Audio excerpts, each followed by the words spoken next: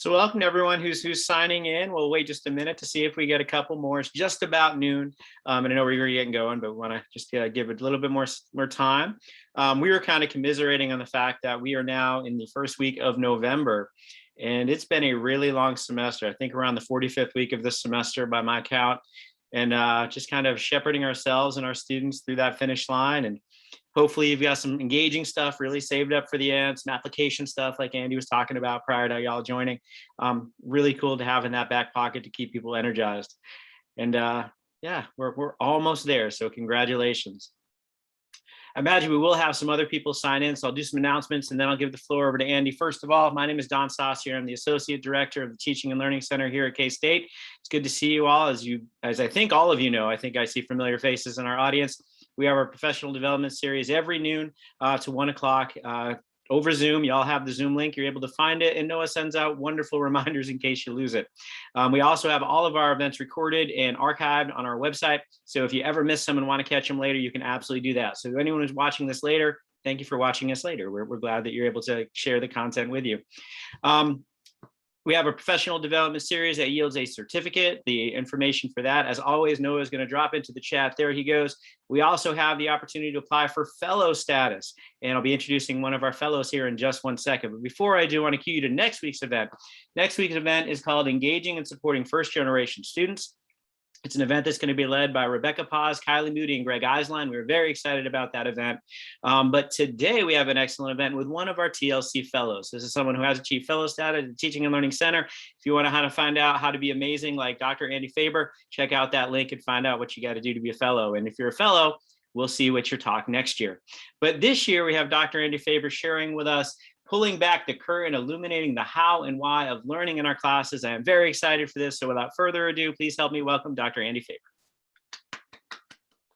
Thank you very much for that lovely introduction. So yes, as Don said, my name is Dr. Andie Faber, and I am a fellow in the Teaching and Learning Center. I'm going to be presenting my talk today called Pulling Back the Curtain, Illuminating the How and Why of Learning in Our Classes. So I'll give you a little bit of a roadmap today. So we got this yellow brick road. I am going to give you a little warning ahead of time. There are lots of Wizard of Oz references in this talk, and I'm not going to apologize for it. I'm a relatively recent transfer to Kansas, and I'm just going to embrace it. So I'm going to start with providing a little bit of background information about myself, to give you an idea of kind of where I'm coming from, what my experiences are. Then we will collectively identify some of the habits, approaches, skills, and knowledge we want our students to have and or develop in our classes. We're going to review some data about employers' desired competencies. And then I will provide a definition of metacognition, and we'll talk a little bit about that.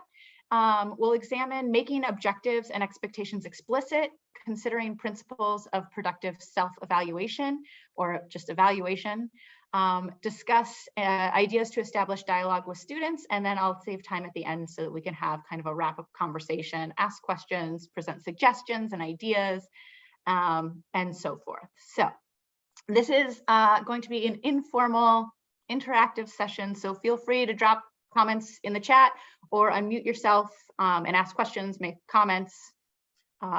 I'm open to whatever. All right, so a little bit about me. I have a PhD in second language acquisition with a graduate certificate in cognitive science from UMass Amherst. So my research area is on how adults learn language, and a big part of that research is how adults learn. So teaching is a big part of related to my research in some very real ways. I've taught language literacy and linguistics courses in Honolulu, Guatemala, the University of Oviedo in Spain, UMass Amherst, Westfield State University in Massachusetts, Princeton University, and I'm currently in my third year here at K-State. Here I oversee the first 4 semesters of the Spanish program, and I teach courses in additional language pedagogy, linguistics, and Spanish.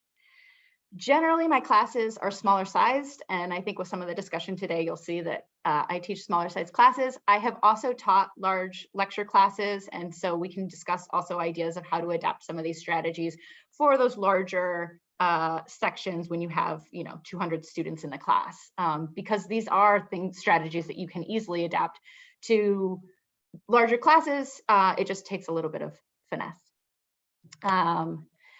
So my teaching superpower. I feel like all of us have to embrace our teaching superpowers and identify what it is. Mine is that I'm a little bit dim. I'm a little bit like the scarecrow. Academic endeavors did not come natural to me as a college student. I had a really hard time understanding why professors were asking me to complete specific assignments. I would focus a lot on the specifics of how long is this paper supposed to be, what is the topic, but not thinking about what are the competencies that they want me to demonstrate. So with that in mind, that's something that now as a professor, I refresh those memories every semester as I'm preparing to teach a new class, a new semester. I think about what it was like for me as a college student and ways that I can help, that I can be a little bit more transparent and help my students understand what it is that I'm asking them to do and why. Because the great challenge of being a professor is that every semester we become greater experts in our content. And every semester our students that enter our class come in at the same level. It's new to them every semester. And it can be really hard for us as we gain expertise to remember what it's like to not know and not understand.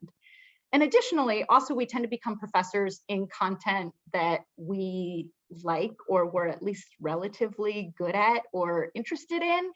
And so a lot of times we don't have a good concept of what it's like to struggle with the material that we're teaching. So that's something to keep in mind as well.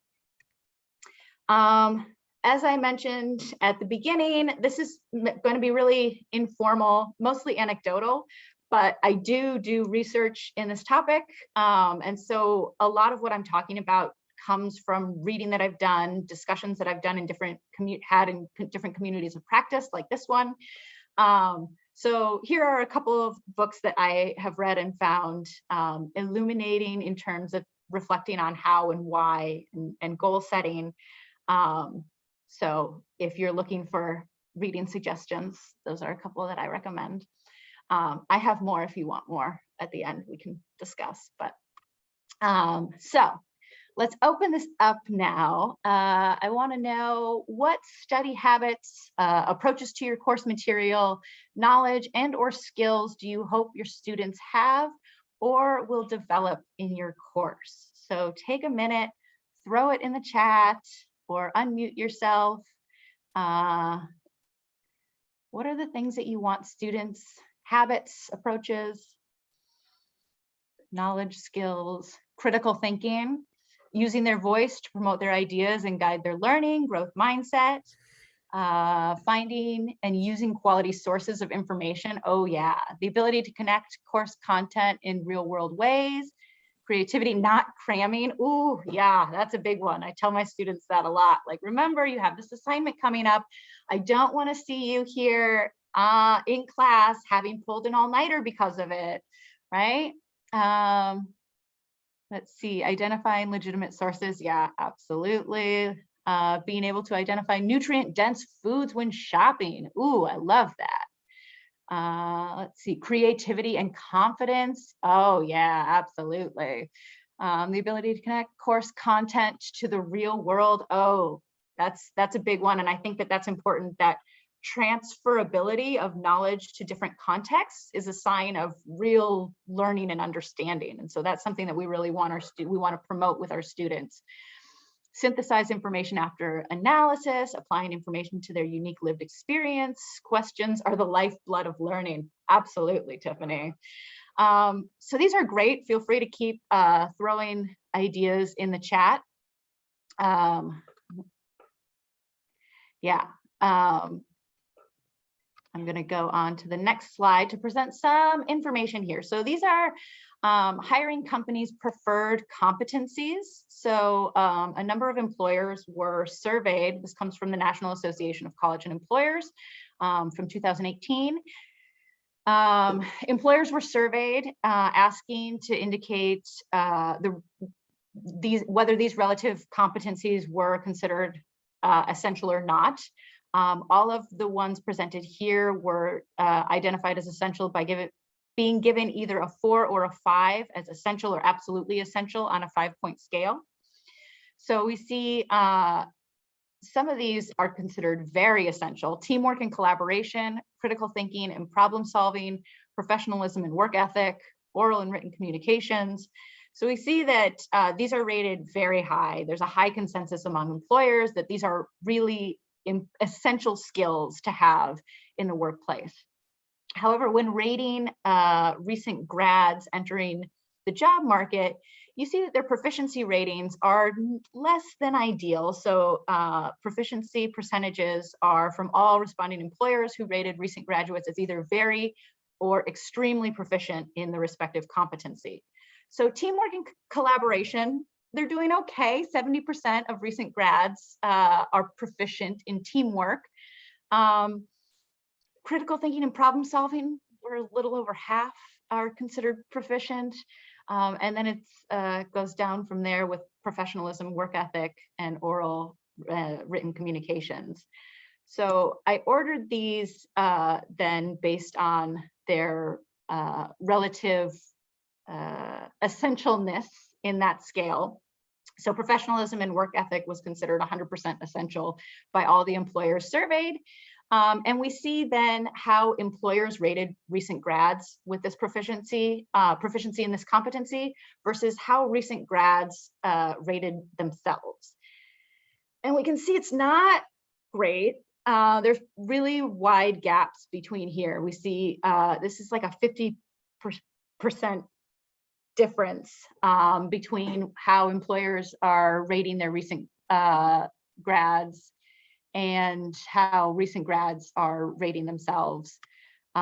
Critical thinking and problem solving is slightly better, but still the recent grads are rating themselves quite high, and employers are not in agreement with that. Teamwork and collaboration, oral and written communications, leadership, we see a pretty big spread there. The only one where we don't have this big spread, in fact, it goes the opposite way, is that recent grads consider themselves less proficient, excuse me, I had a moment. They consider themselves less proficient in digital technologies than the employers do. And I think that this is very generational, that I think recent grads are digital natives. They have an understanding of the technology that they don't know how to use. And I think the expectations among employers are probably a little bit lower in terms of what they expect in terms of digital technology that recent grads are going to be able to do. So I think that that's the reasoning here for that difference. But then in terms of the other skills, we see that it goes back to that same pattern where recent grads are evaluating themselves higher than what the employers are rating themselves. And so what this data indicates to me is that students really need some support in how to evaluate their own skills, and so that they can be a little bit more in line with what real expectations are. And as I've told my students in class, this is something that a lot of times bosses in a work environment will not necessarily tell you that you're not doing a good job. They'll just pass you over for the next opportunity. Or they might choose you to be one of the ones in a layoff if they have to, do some layoffs. And so it's important to be able to evaluate yourself so that you can say, like, okay, am I doing a good job? If nobody's going to tell me whether I'm doing a good job or not, I should be able to reflect on my own work and think about it that way. So that brings me to metacognition, which I said I would define. And it is essentially thinking about thinking or learning about learning, right? So it's the ability to self-regulate your learning processes and your own ability to grow. Engaging regularly in metacognitive practices allow us to obtain information more efficiently, reflect on our processes, and evaluate the productivity of our thoughts and actions. So you can see this is adapted from Levitt 2008. You think about, you make your plan and your goals. What is it that I want to be able to do? Think about how to apply strategies to achieve those goals and monitor yourself. Evaluate how effective those strategies are working for you, and adapt when they're not working for you. So you can think about task constraints, beliefs about learning, attitude, knowing one's own strengths and weaknesses, motivation. These are all things that are going to play into this. And the more aware we are of all of this, the more effective, efficient, and reliable our own evaluations are going to be of ourselves. There we go. So I've kind of arbitrarily divided this into 3 different sections for the rest of the talk. And you're going to see that there's a lot of overlap between all of them, but I think it's helpful to kind of separate it out and think about first making meaning of course concepts and how we can be explicit with our objectives and expectations. So for me, this is kind of the way I demonstrate metacognition for my students. So I start with kind of creating a model, what I want students to be doing themselves. And one of the ways that I do this is by assigning reading guides with every assignment that I give. So with these reading guides, I start with a rationale for the text that I'm assigning. And I use text loosely. Sometimes it's an article or a chapter, but it could also be a podcast or a video. But for whatever item I'm assigning, I have this rationale, like why is this topic worth studying? So it might be a connection to previous topics. I might be providing context as to how this fits into our world or a specific career path, identifying the objectives that it addresses in the course. So going back to the syllabus and saying in our syllabus, this was one of the objectives that we had, and we're going to address that with this assignment. Then I provide them with suggestions for the reading. So how should you read it? Maybe it's one that I just want them to skim, scan, kind of get the main ideas or pull out specific pieces of information.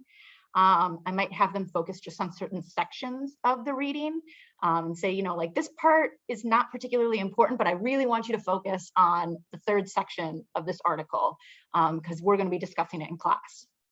Having them do multiple readings of a text, keeping in mind that if you're going to have them do this, that it should be a shorter text.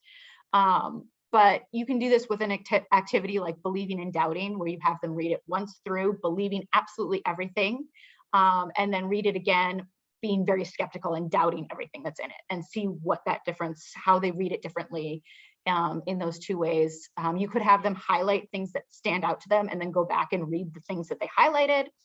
Have them identify main ideas or arguments for a specific viewpoint. And then I often give them the information related to what the class discussion will be. So what will we discuss in class? Sometimes these are specific discussion questions. A lot of times I'll give them questions. I say, you don't need to answer these here. I just want you to know what questions we're going to be discussing in class. Feel free to take notes here if you would like, if that would help you. But these are not for you to necessarily respond to right now. Just, I want you to be thinking about this stuff because this is what we're going to discuss in class. And this really was born out of my ignorance as a college student, right? That I always would get to class and just, the professor would be like, didn't you do the reading? I'd be like, yeah, I don't remember any of it. And so really this is my attempt to be like, okay, how can I help my students help themselves and think, okay, this is what we're going to be discussing in class.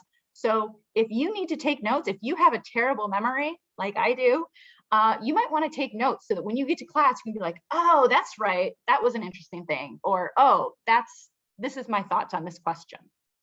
I'll also have students select a handful of quotes. So one of my favorite activities is pick 3 quotes that stood out to you, and they can stand out for any reason. It can be because you think that they're really interesting, relevant.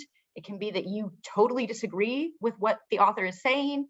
It can be that you don't understand what the author is talking about. Like this is gobbledygook to me. Like I don't understand this. And then sometimes I'll ask them to find additional information. So find some aspect of the text and go and do a search, find more information on this topic. My observations in terms of how reading guides have gone so far. I've been implementing these for a while now. And they are time consuming upfront.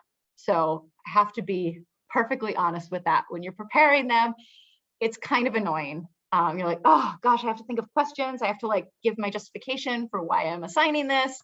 So it's a little bit time consuming. It does save me time when it comes to planning class, because all I do is pull out the guide that I gave my students and I go, great, we'll do that. And then I'll have them do this extra activity.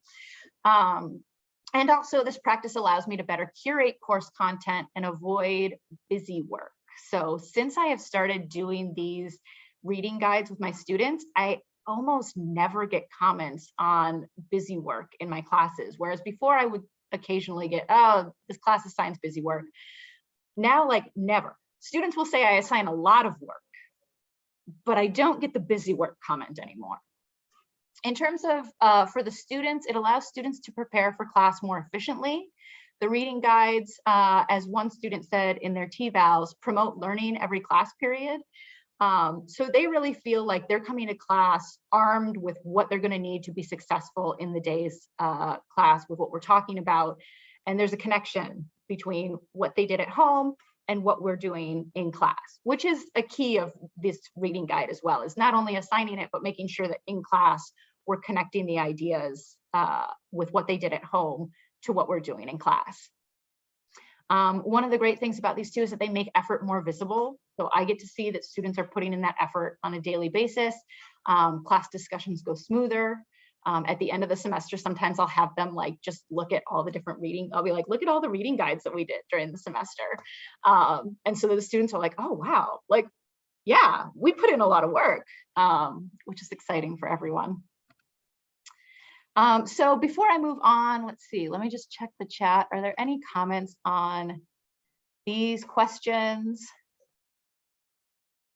Let's see.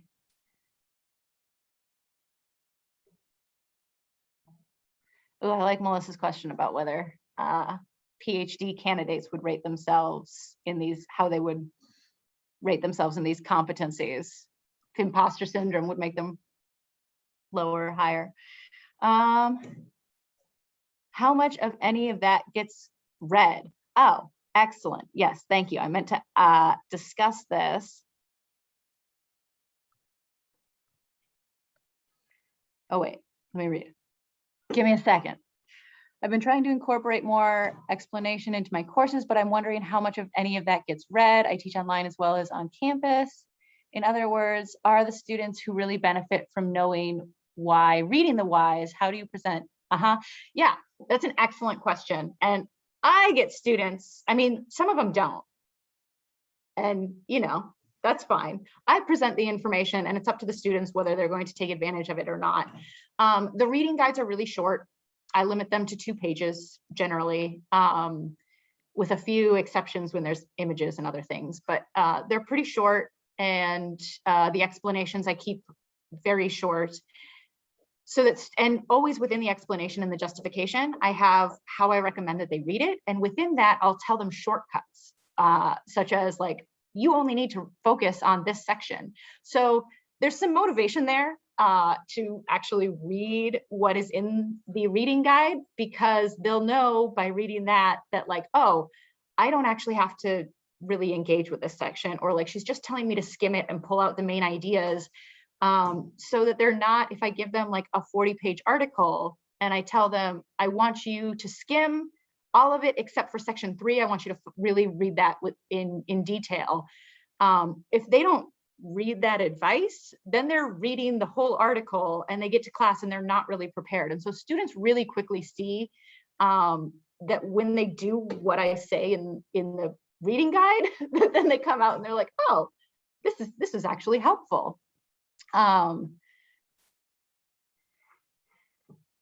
Yes, they can read it and you can say it. So yeah. Another thing too with these reading guides is that I know, especially for bigger classes, assigning reading guides and having students turn them in every class is not a realistic expectation. I've had these too where I just will assign them with the reading and don't collect them. So it's the students can fill them out or not. It's just meant to help them out. Still with larger lecture classes, I would have them turn to a partner and discuss a specific thing on the reading guide, or, you know, ask students to volunteer some information so that we're still incorporating it in the class discussion in the lecture hall. But I wouldn't be asking them to turn it in, and I wouldn't be reading it. Or you could make your reading guides, if you have slightly bigger classes, but not huge classes, you might ask them just to write something short, you know, like a short reflection, a 6-word essay or something of that nature, just to kind of touch base with them. So those are just some thoughts with reading guides. From there, and this is important with what the data that we saw, right? Really helping students with self-evaluation. So reflecting on goals, outcomes, and processes, and how do we do that in our classes? So I had Glinda, the good witch, asking, are you a good witch or a bad witch? Please provide evidence from the text to justify your response, because really having justification for our evaluations is important. So here are some metacognitive questions divided into categories. So we start with just awareness, like being aware of what the student has learned. So sometimes this might be like, what do I understand now that I didn't before? Or, you know, what is this, what is confusing to me, right? Processes would be like, how have I learned this, right? I ask these kinds of questions a lot. A lot of times these questions also go as part of the reading guide. I'll include 1 or 2 metacognitive questions as part of the reading guide. So I might ask, like, how long did you spend on this assignment? And how satisfied are you with that effort? Does that feel like a good amount of time? Because sometimes students whip through assignments super fast without thinking about it. They're just looking to get it done. And then when they stop and think about it, they go, I didn't really actually get a lot out of that assignment because I was doing it too fast. Or maybe like they spent too long, they were in a distracted environment, which is another question that I ask. I'll ask them to describe their environment. Is it conducive to learning? Are there a lot of distractions in your environment? Is there a way that you can make your environment more conducive to learning and to absorbing the information? I'll ask them to describe their study habits from class. And I had an interesting moment, totally anecdotal, but a couple of weeks ago, I asked this question on one of the reading guides. I said, so how would you describe your study habits for this class? Do you do your assignments at the same day, at the same time every day? Is it different? You know, just what do your study habits look like? And the following assignment, I noticed a number of students were turning it in much earlier than they had been. Usually they had been turning it in like, you know, coming right up to the deadline. And a bunch of them had turned it in earlier. And I was like, oh, that's interesting. Might be pure coincidence, but I was amused by that. So so then moving on to evaluation, really having students evaluate what aspects of this were easy, hard, new, confusing. I've asked students, you know, saying today's assignment was a really complex text.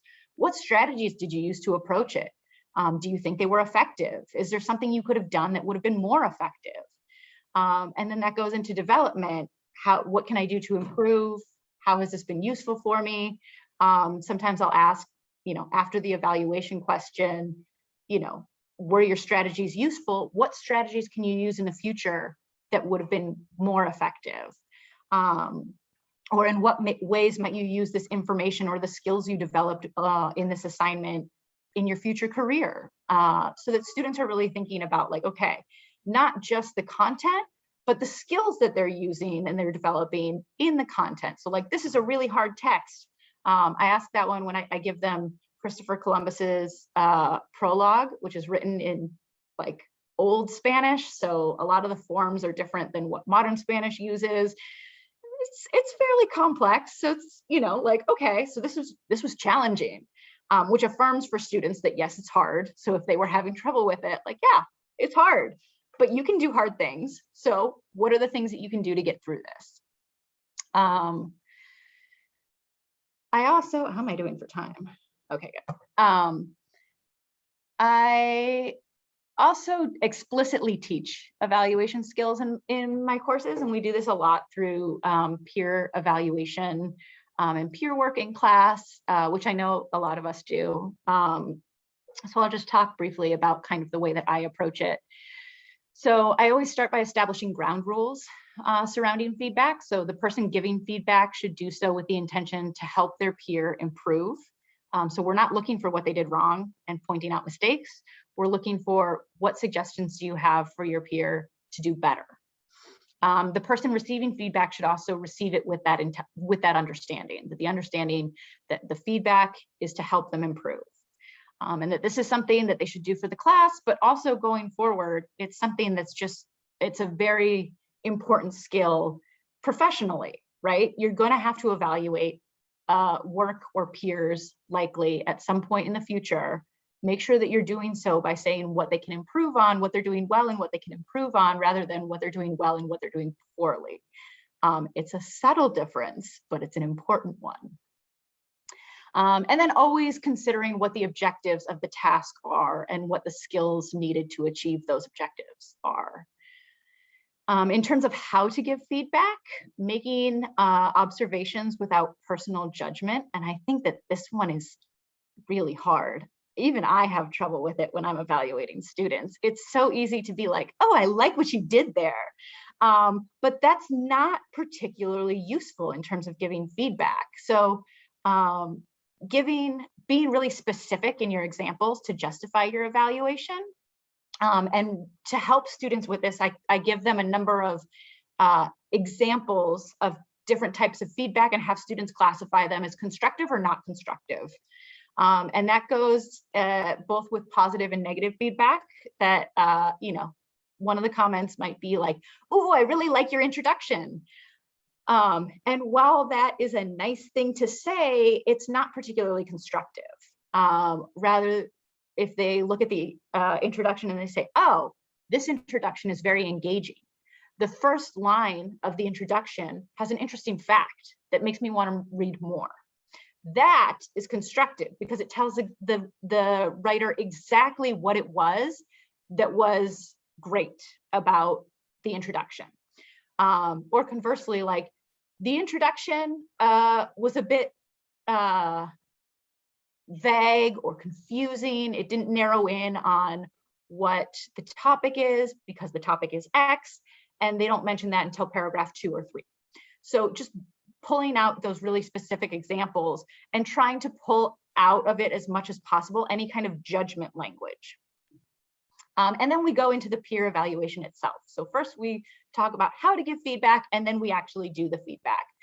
And the first round, this is an iterative process. The first round is just identifying that all relevant aspects of the task are present. So it's just a checklist. Did they do it? Yes or no? And then go back again, read it again, and evaluate each aspect of the item, whatever it is, using the evaluation rubric. And I'll talk about evaluation rubrics in a minute. But going through and saying, okay, this is good, this could be improved. With the evaluation rubrics also, I pull out the points so that it's just on a scale of like, this is good, this needs improvement, and why. And then I have them list specific examples from the text to justify each evaluation that they give on that rubric. And then at the end, I have them do a self-evaluation where they do the same, repeat the same process, but with their own work, and see kind of what comes of it. After doing this, I've given students a reflection on the process of evaluating their own work. So asking them, how do you find the process of evaluating your own work? Do you do it often? Does it make you feel uncomfortable? Do you like it? Does it seem like a useful endeavor for your learning? And here's one of the responses that I've got. My evaluation process is not so formal, and I typically don't do it for school. Normally, schoolwork takes so much time that it's not worth it to spend more time reflecting on my performance. In the context of learning, reflection is important, but only for the classes that focus on growth and learning. And here, I read that and went, oh, are there classes where growth and learning is not important? I hope not. I hope that there aren't people that see their classes that way, that growth and learning is not an important part of it. But that has not been the student's perception. They said, unfortunately, there's not many classes with this goal, so I don't practice self-evaluation very much. That's why I'm not comfortable evaluating myself, but it's not because I don't like it. It's just because it's a bit unfamiliar to me in the academic context. And I received a number of, with the reflections, this part of the reflection, I see a lot of students saying like, yes, self-evaluation is really important. I see its utility. This has been a really helpful process to evaluate my own work. And then they say like, I don't ever do it.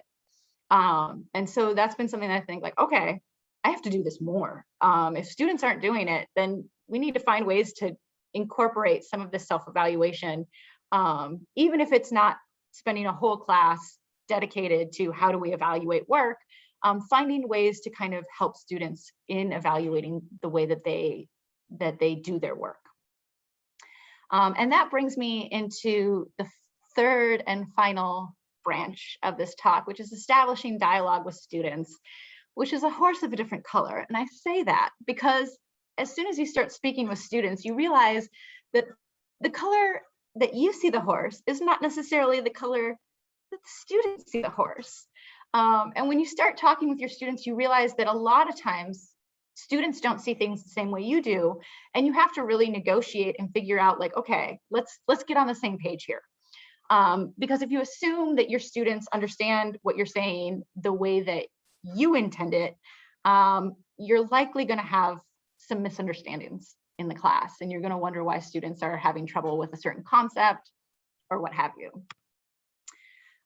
So one of the ways that I open up class dialogue, particularly with respect to evaluation, is I do class rubric creations where we work together as a class to create rubrics for the major assignments that they have. So I offer suggestions of evaluation criteria, usually 4 to 7 categories that I think would be good to evaluate a specific assignment. And then I ask them the questions, do these evaluation criteria seem appropriate for the task? Are there any we should add or remove, separate or condense?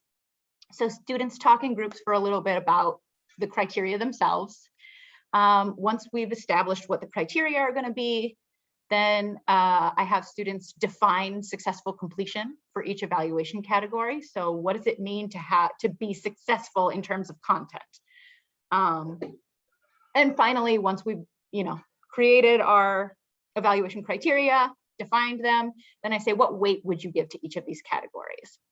And you can see the image here is from the whiteboard. This is from a Spanish class that I taught. I had the students go up, each group put their percentage on the board of what they think each aspect should be. So we had tone, appropriate language use, content, format, and creativity.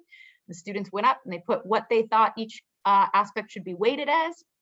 And then I just snapped a picture and I took the mean of each one. And that was how we weighted that category for the rubric.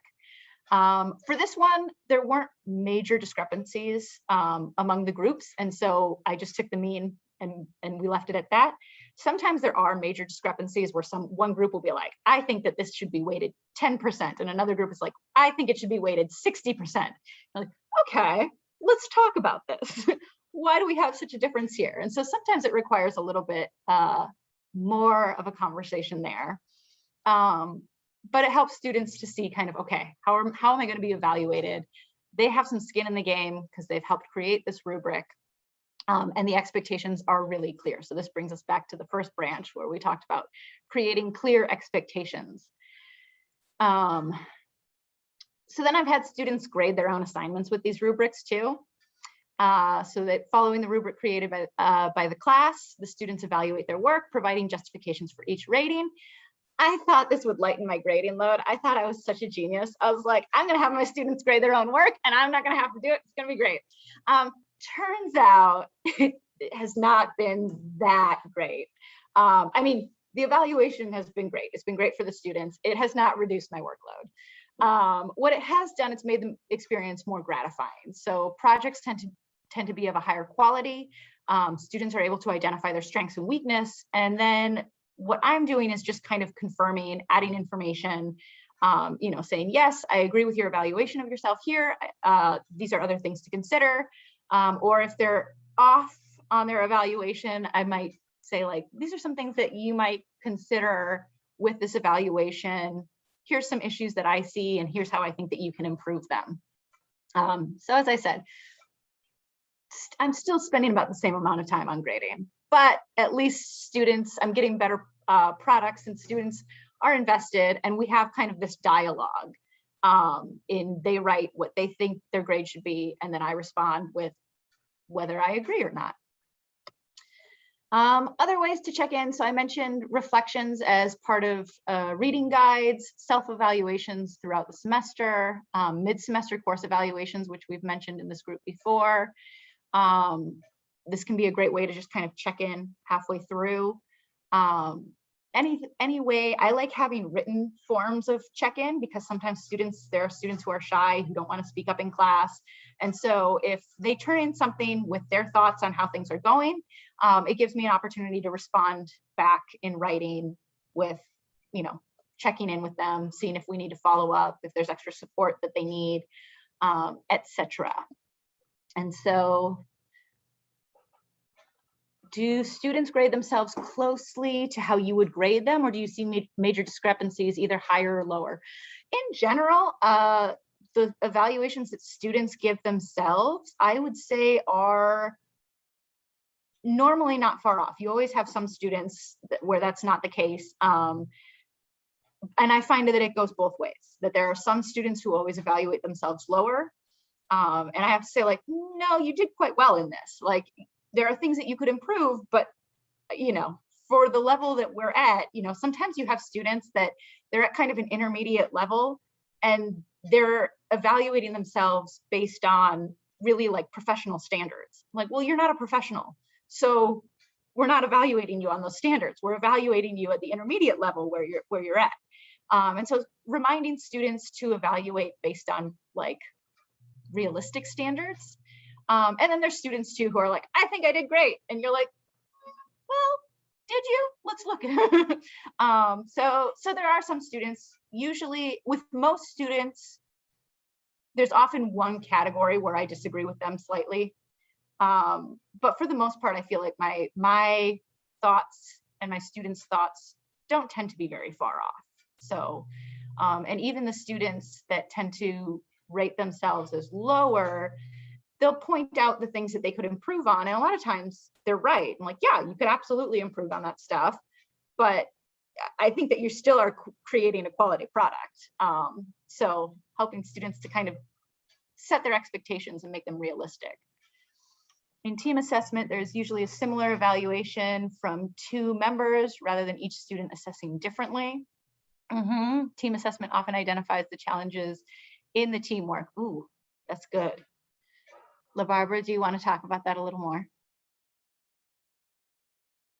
I just wanted to say that in the teamwork that I've had, when we've done something very similar to what you're doing, we find that if there are 3 members and there's some conflict going on that you're not aware of, 2 of them in their individual and group assessment will identify where that conflict is. And it helps you in either helping the team get past the conflict as they're working, or in your own assessment, know where the issue was that may not have produced the best product. So it does help the students then learn a lesson about how to work together. And that's great in terms of teamwork. All of the rubrics that I've had students create and the assessment that we've done has been for individual products or projects. But I think that doing teamwork, having students evaluate the other members of the group, can be really enlightening and helpful as well, in terms of making sure, one, I think also like remembering that when multiple people are rating something, you see naturally differences in the ways that different people approach things. And so having students evaluate different assignments in the class can be helpful. So give an evaluation to 3 of your peers on their work versus just one item, being able to compare how different students see different things. It can be a helpful exercise for the students.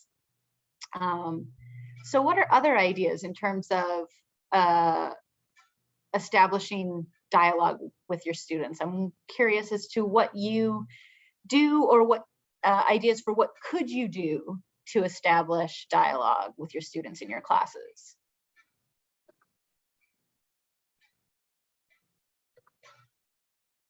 Individual conferences.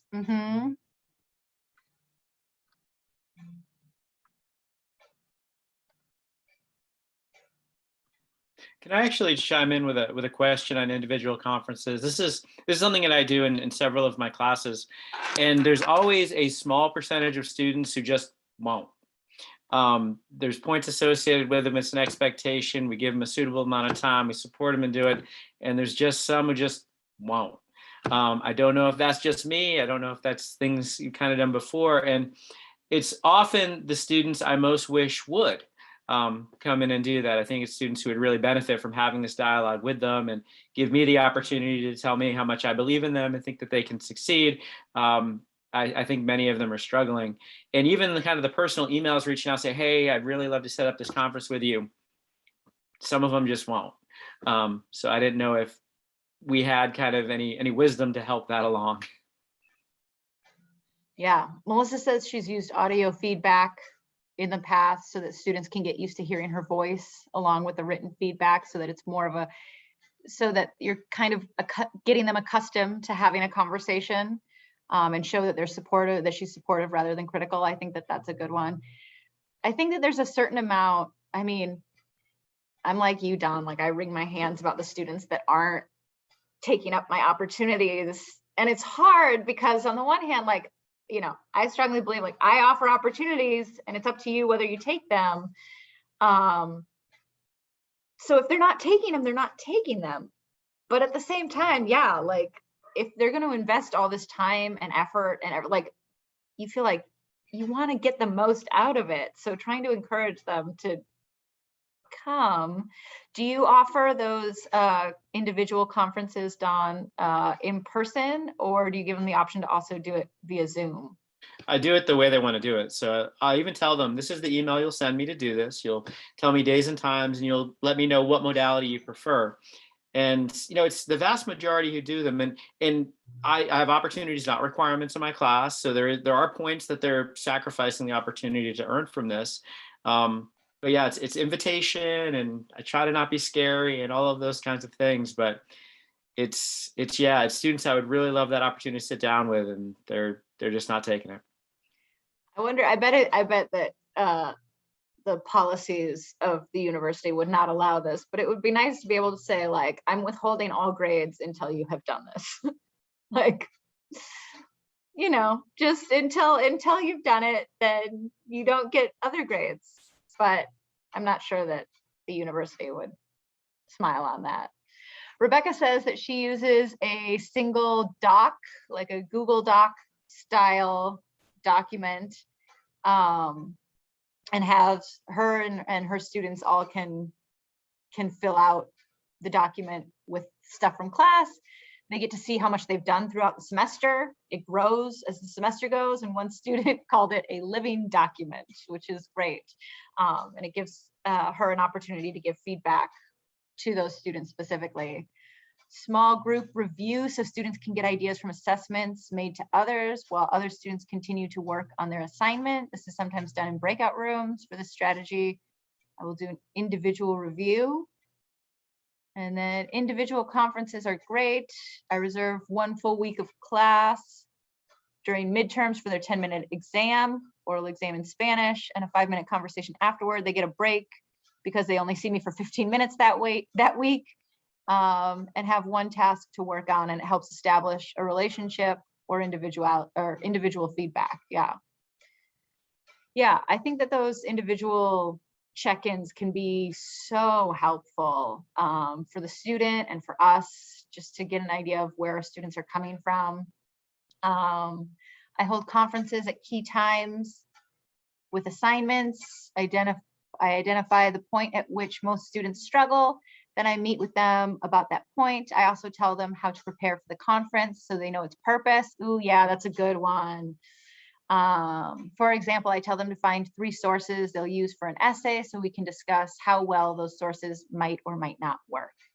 Yeah, again, with those explicit expectations, like, this is what I want you to do. This is what I'm expecting from you when you come. They are time consuming, and it helps, as Rebecca said, if you can cancel some classes and offer, because that's another issue, is that particularly more and more you're seeing students who have sometimes multiple jobs outside of being a full-time student. and so just logistically trying to find time to meet with their professor can be challenging. And so if you can say, like, you can come during class, what our regular class time is, I know that you have this hour free, or you should have this hour free. So making that time available to them. In our department, we have individual conferences with advisor. We don't just pick the weakest, but a variety of students in success. Yeah. Yeah. So yeah, if you can, I know that sometimes, you know, curriculum are created for us and we kind of have to adapt with what we can. But if you can offer class time to do some of these individual conferences, that can be a great way. Most of my Friday classes are work days where they come to work on a specific assignment. Having work days in class can be it's a nice, a little bit of a relief for students to have, like, they're not getting more content, they're just having time to work and get feedback, be able to ask questions of the instructor. Yeah. Yeah. Yeah, sometimes I don't tell students that a day is going to be a work day. And so they show up thinking that they're going to get content. And then I go, no, we're just going to work on our projects. And then they're already there. Ha! And I got them. So, but yeah, otherwise they're like, it's a work day. I'll just not go. All right. So bringing it back to these competencies that I mentioned at the top of the talk here. These competencies that are valued so highly by employers, and that recent grads kind of struggle with being able to appropriately evaluate their proficiency. Let's think back to some of the habits, approaches, skills, and knowledge that we identified at the beginning of today's session, and how these connect with the competencies on this list, and what are some other ways that we can promote the competencies here.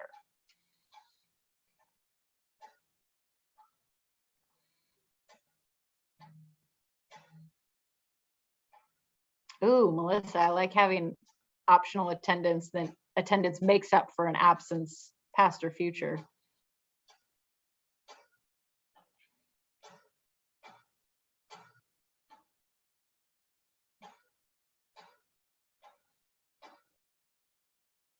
Thoughts on how to promote professionalism, critical thinking, teamwork, and how to evaluate these things?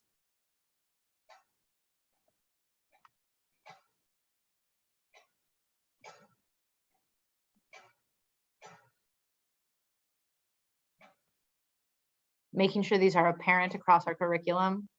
I think that this is a huge one. Just being explicit, you know, and telling students, you know, I'm very explicit with the metacognition questions. I first start the first couple weeks of the semester, I just kind of throw them in, and I don't really tell the students about why I'm asking these questions. And then usually like 4 or 5 weeks in, I'll explain to them what metacognition is, why I'm asking them these questions. And you can kind of see them go like, like, it's not just this busy work thing. Like, this is something that I'm like, so, you know, this is in a professional environment. Again, I go back to, your boss may or may not tell you that you're doing a bad job. You might just get fired or passed up for a promotion or whatever. So being able to reflect on these processes are really important. Like, don't just kind of float by, like, be an active participant in your life, and thinking about how you go forward can be really helpful.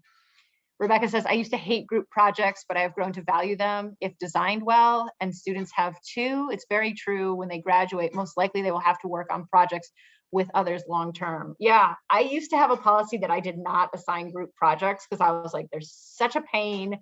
Like, I don't want to do that. There's always one member who does too much. But yeah, thinking about specifically the design, how you're creating the group project, like LaBarbara was saying, having students evaluate each other's work in a group project is an integral part of that. It really is a skill that students are going to need. And so by not assigning group projects, I mean, I have classes where I don't assign group projects, but I try to assign group projects at least sometimes in at least some of my classes now, because I think it's important. And if not a full group project, at least little mini projects that they have to do.